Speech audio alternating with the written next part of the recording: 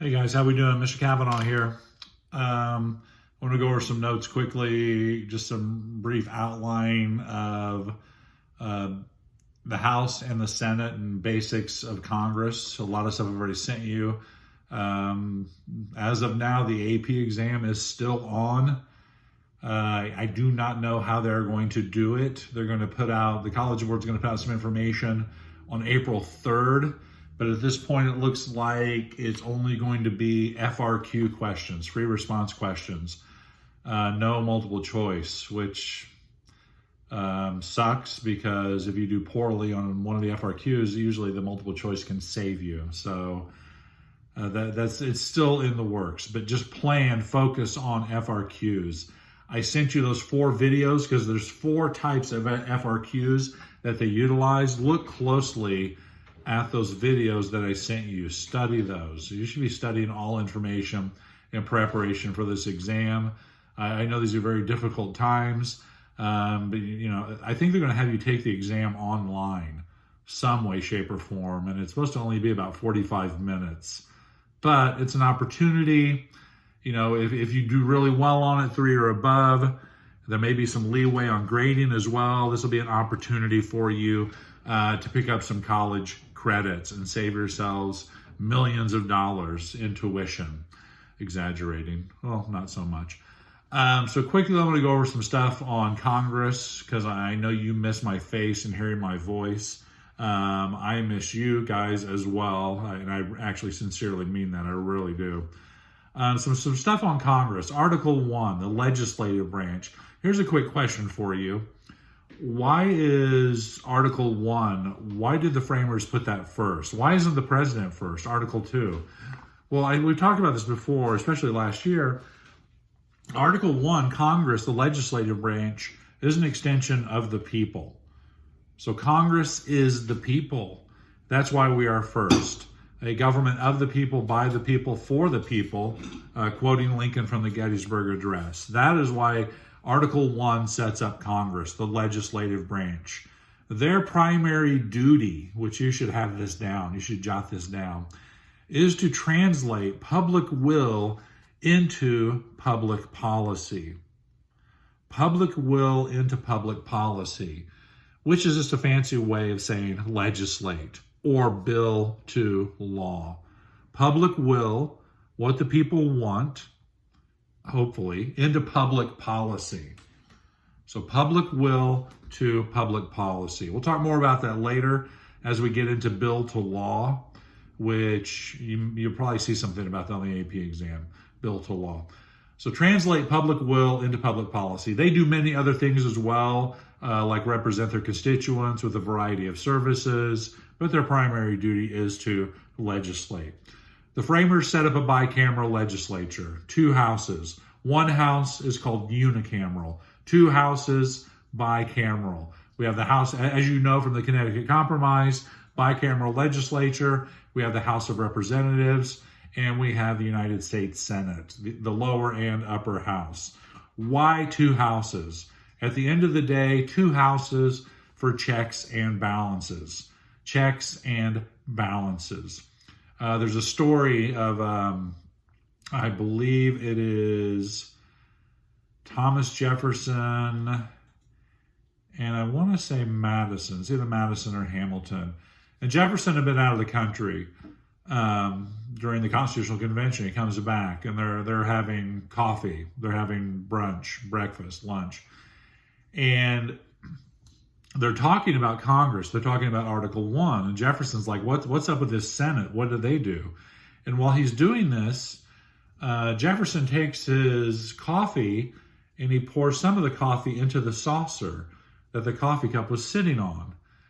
And the person he was having lunch with said, why did you just do that? And Jefferson responded, well, to cool it, which was a custom, which still some people do today. They pour some of their coffee in to cool it, so they can drink it. And Jefferson said to cool it. And the person said, exactly. That's the purpose of the Senate, to cool the passions of the House, to check each other.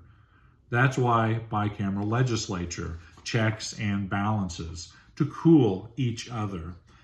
Looking at some information on the House of Representatives. The House, it's known as the lower house. 435 members in the House of Representatives. This is set by the House itself, by Congress. And we need to really think about Congress too. When you say Congress did something, you're saying both houses, the House and the Senate. You need to specify. Sometimes I'll slip and say it, but you need to be specific in most cases. The House did this, or the Senate did this, or Congress as a whole did this. So really 435 members, it's capped. Really today there should be more members in the House to represent their constituents. A constituent is somebody that a politician represents. So like my representative for this district is Andre Carson. I am one of his constituents.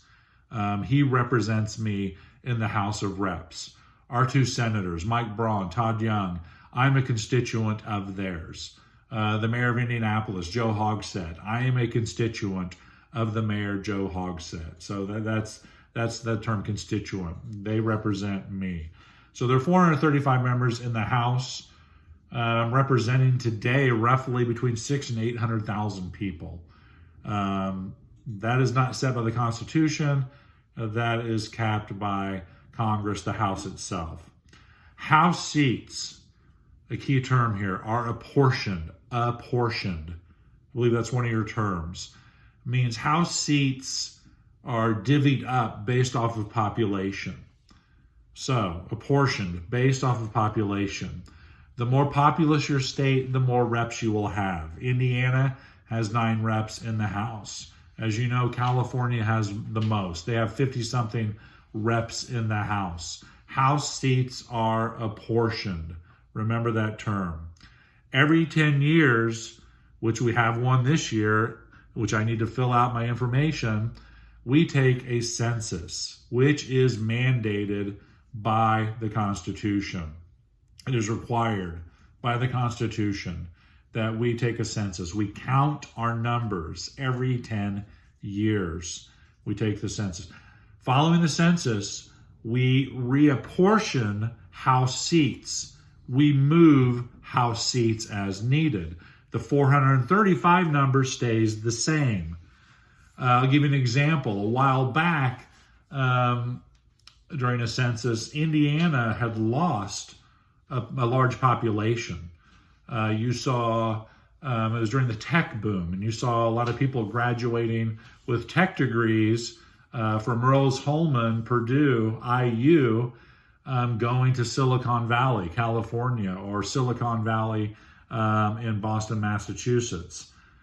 These two great tech hubs, and we were losing people left and right. So after they did the census, we didn't need one of our reps. So we went from 10 to 9. That means somebody around the country, they gained in population, hence they gained a representative. The census is also important, quick side note, for money, for federal money. Think back to federalism, which you should be. The census will determine how much federal money that you get. That's why the states are fanatical about getting an accurate count about how many people that they have, because a lot of money from the federal government is riding on your population count. So every 10 years, we reapportion House seats, reapportionment. House seats are shifted based off of new population counts. So the census, very, very important, and it is required by the Constitution. Elections. Elections are held on the first Tuesday following the first Monday in November, each even-numbered year. So elections are held on the first Tuesday following the first Monday in November following each even-numbered year. So as you know, we have an election coming up in November. If you are not registered to vote, get registered. Off-year elections. Off-year elections are when presidents are not on the ballot. Off-year elections is a term you may see, which means that the president is not on the ballot during off-year elections. Gerrymandering is a term that you need to know. Gerrymandering, which is my pen name, gerrymandering, or what I use when I get a table at a restaurant, gerrymandering.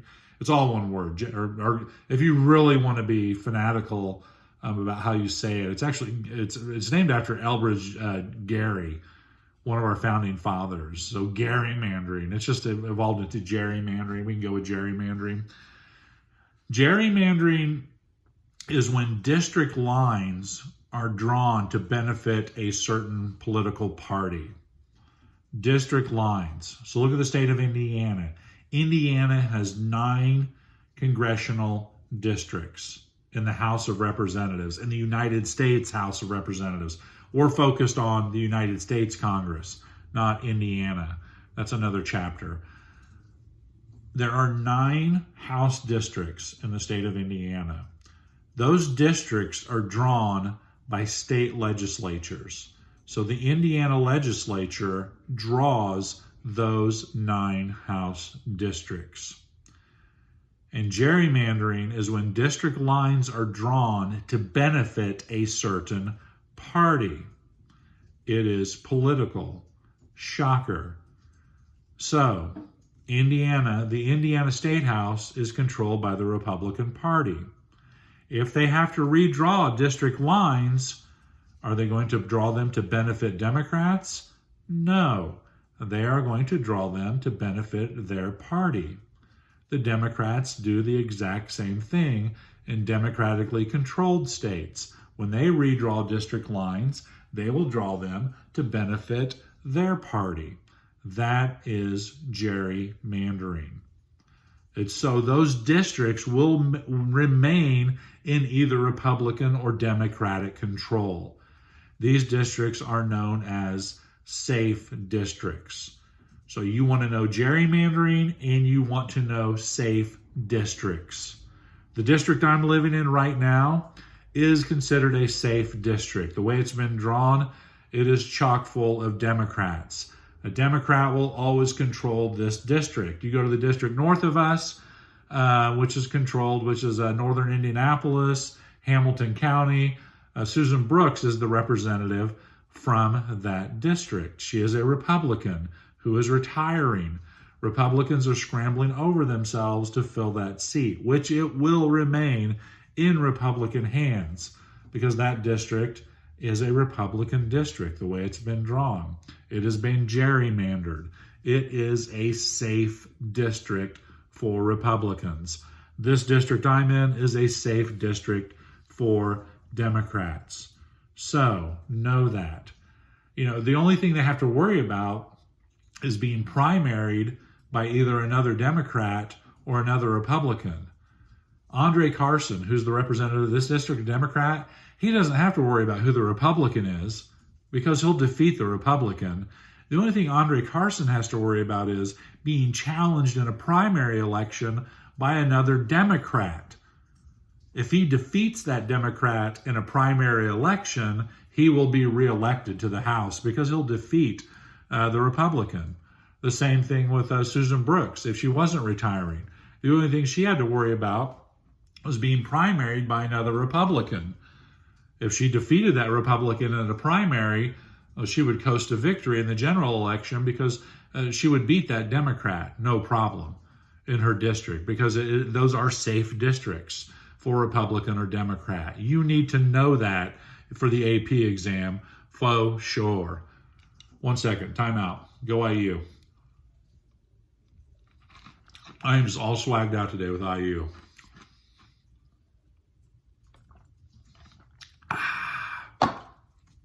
Moving on. Requirements to be in the House. Requirements. There are 3 constitutional requirements to be in the House. You need to be 25 years of age. You need to be 7 years a U.S. citizen. So you can be born in a foreign country, obtain your citizenship, and then 7 years later you can run for the House of Representatives. Constitutionally, it says you need to be living in that state, but you better be living in that district. So 25 years of age, 7 years a citizen, and from that state/district. So those are the only requirements to be in the House. You don't even have to have a high school diploma, college degree. You just have to have those 3 requirements, and you can be a representative in the United States House of Representatives. All right, let's go down the hall to the United States Senate, where you have a bunch of rich old white guys doing nothing. Ooh, did I say that? Is that on tape? Okay, let's keep that because it's true. The Senate is known as the upper house. The Senate is known as the upper house. There are 100 senators. Let me stop. Let me pump the brakes for a second. I'll go back over House leadership and Senate leadership at another time. When we talk about the leadership positions, who runs the House and who runs the Senate, we'll look at that later. Just some of the basics of the Senate, of the House and the Senate. So back to the Senate, the upper house. There are 100 senators, 2 per state, thanks to the Connecticut Compromise. No matter your population. California has a population of 500 million, 2 senators. South Dakota, 50 people live in South Dakota, 2 senators. Here's a question for you. Is the Senate Democratic or not? Let me talk about that later. So each state, no matter their population, has 2 senators, thanks to the Connecticut Compromise. Senators, as you know, senators were originally selected by state legislatures.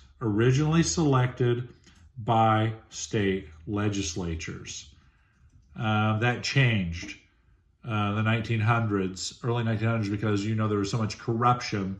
Political machines within that state, they would only select individuals who would go to D.C. and do the work of the political machines.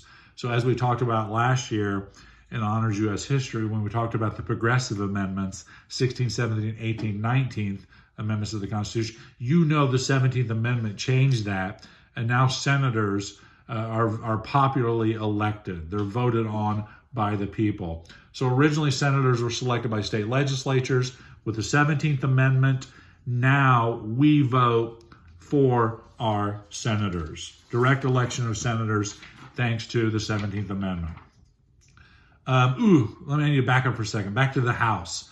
The House only serves 2-year terms. You're only a representative for 2 years, which is the same length of Congress. Each session of Congress is only 2 years, a 2-year term for a session of Congress.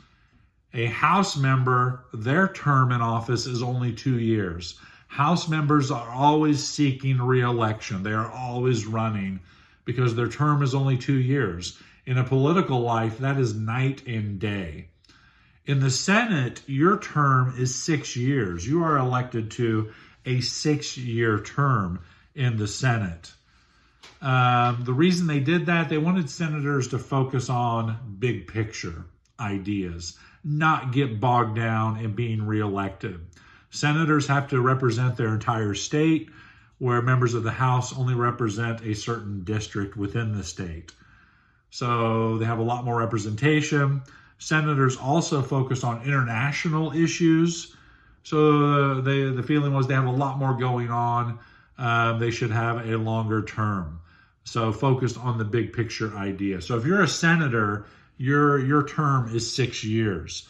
That means, unlike the House members, every 2 years in the House, every member of the House is up for re-election.